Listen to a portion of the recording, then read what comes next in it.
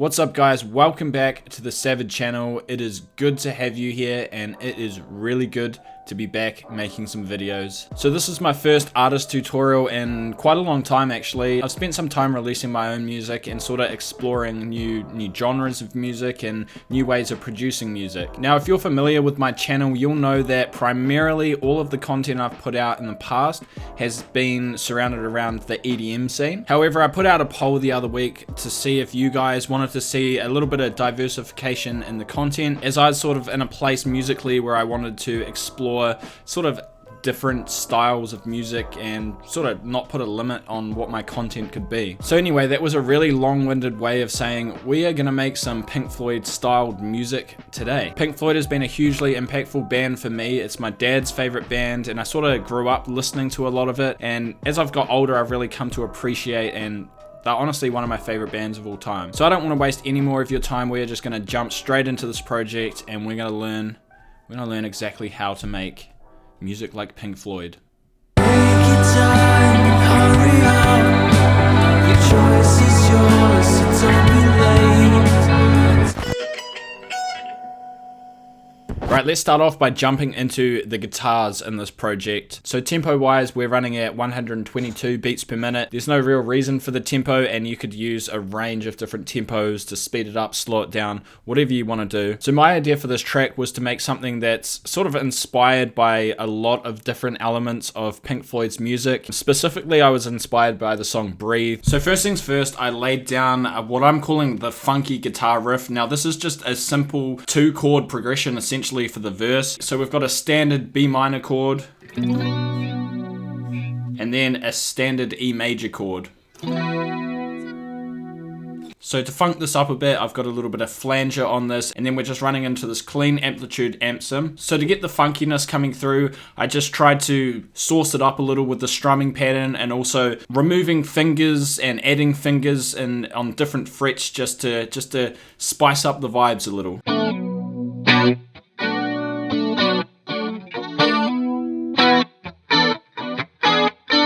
So we run that same chord progression throughout the verse section, and then we go into a little bit of a chorus, and in that we're just playing a G standard chord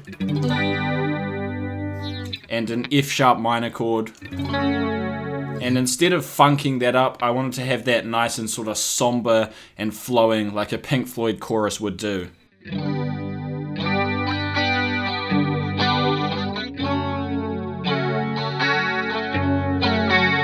So I recorded that into the project. The only real processing on this is a little bit of compression, multi-band compression, and then just sort of cutting some bad frequencies just with the EQ. What I've done for basically all elements of this track is route them into a reverb bus. So what's that sort of doing is just making a same consistent reverb for all of the instruments that need a bit of space and reverb to them. So I've also panned this guitar slightly to the right, and you're going to see soon that that pairs nicely with the second guitar that we're going to add.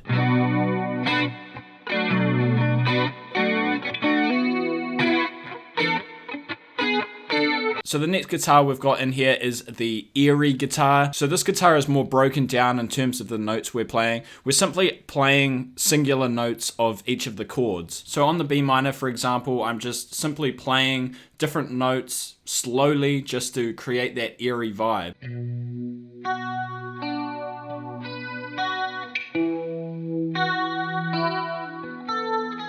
So all I'm doing on this guitar is simply EQing, some frequencies, boosting and cutting, and then of course routing into the reverb bus. And this one is panned half to the left, so it's sort of working in harmony with that first funky guitar.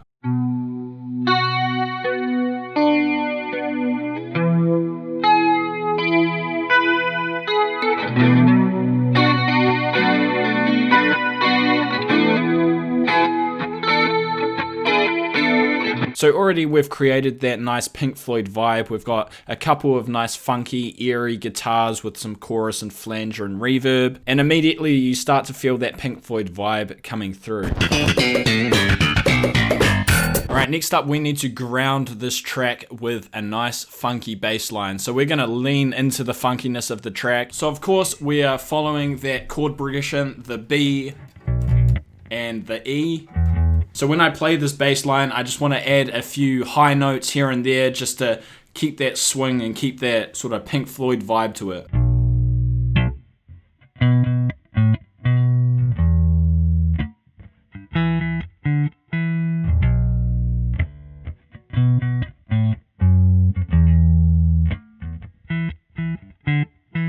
So let's add our bass line alongside of our guitars and give it a little listen.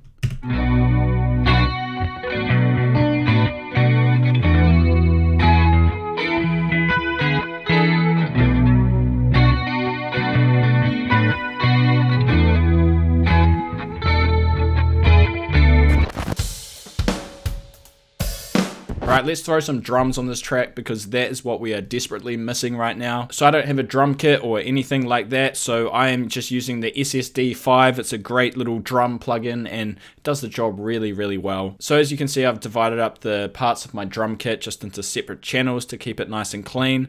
But essentially, we're just going for that nice 70s style rock beat. The one important thing I think for Pink Floyd drums is the use of the ride cymbal. In so many of their songs, you'll just hear the ride cymbal just being used, and it's just really effective for creating that recognizable Pink Floyd sound. So that drum beat is just super simple. It goes like this.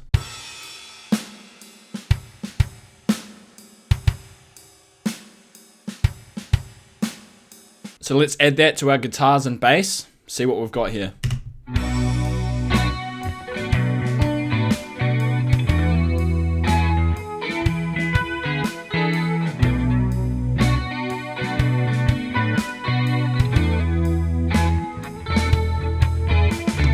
Alright, we'll skip ahead a little to the chorus so we can hear how that's sounding right now. The drums stayed the same in the chorus, however, I'm just eliminating that tom fill until right at the end of the chorus, where we're going to go into a guitar solo.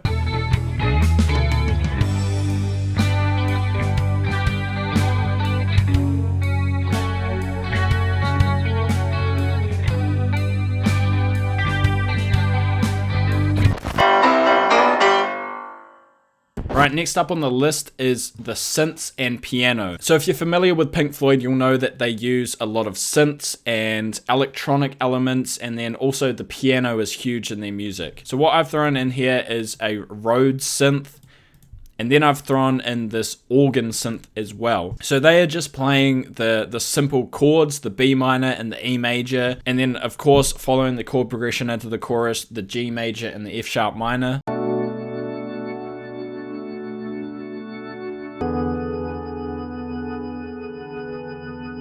Now I'm bringing in a piano for the chorus section. This is just the FL Studio stock stage grand, and as you can see, I've just made a little MIDI pattern in this project here. So obviously this is playing the chorus chords, so we've got G and G flat or F sharp minor, and then we're resolving with an E and an A. So adding these two elements are just really, really key for bringing in that intense Pink Floyd vibe. I think that's what separates their music, is just the use of synths and other instruments to just elevate the sounds.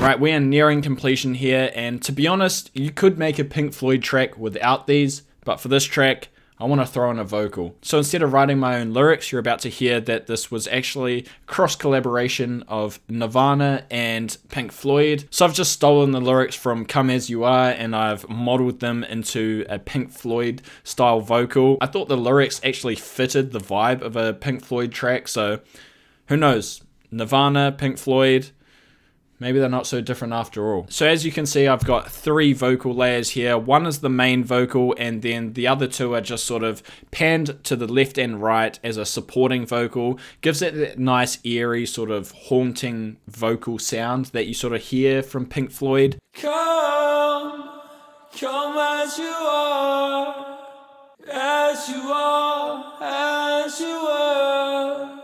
Take your time and hurry up. The choice is yours, so don't be late. So throw those vocals in with the rest of the elements and we are sounding pretty sweet here. As a friend,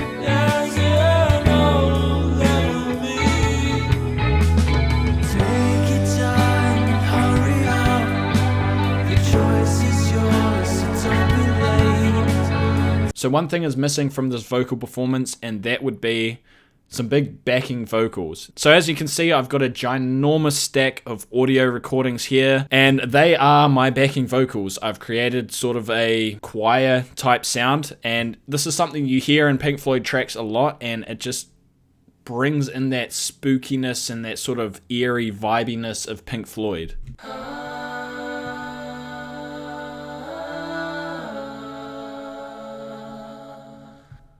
Take a rest as a friend, as an old memory, doused in mud and soaked in bleach, as I want you to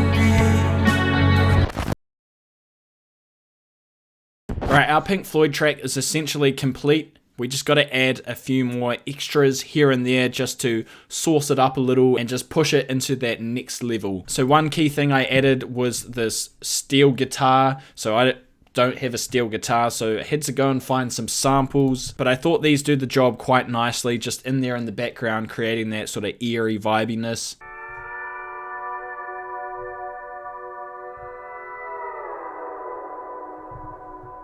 As a friend, as an old memory, doused in mud and soaked in bleach, as I want. I wanted to create a cool intro very similar to how Breathe starts, so what I did was throw in some Thunderstorm samples. Just sets the mood straight away. And then I just created a reversed reverb tail from the existing instruments.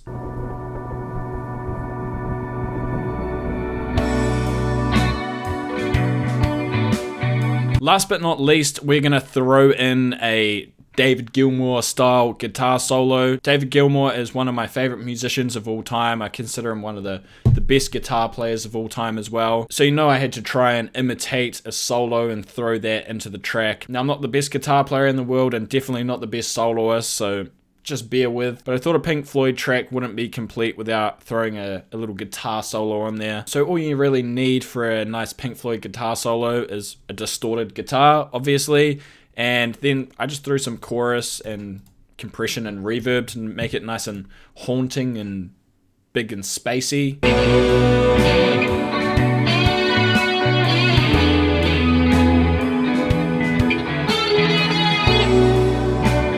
Alright guys, we've made it to the end of this tutorial and we now have a Pink Floyd style track. So I hope you guys enjoyed this video. It is definitely a content switch up for sure. We're going right back to the 1970s. So as always guys, thank you so much for watching, and you can expect plenty more content coming from me as I just sort of explore a whole range of different genres and artists. So throw some suggestions at me in the comments that you want me to cover in a tutorial. It literally could be anything. So good luck with your own writing, producing, and performing of music. I will see you in the next video. It's been really great to have you here. It's been really great to be here. Have a good one.